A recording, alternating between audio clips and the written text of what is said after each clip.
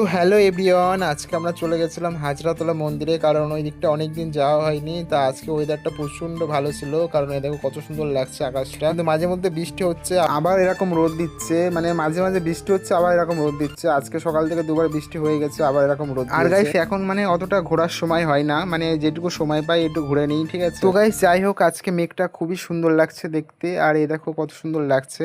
মন চায় শুধু সেই কথা বলতে, মন চায় শুধু একসাথে চলতে, মন চায় শুধু সারাদিন দেখতে তোমাকে। আজ মন চাই কাছাকাছি এসে, শুধু তুমি আমি পাশাপাশি বসে, আজ মন চাই ঘরে হেসে হেসে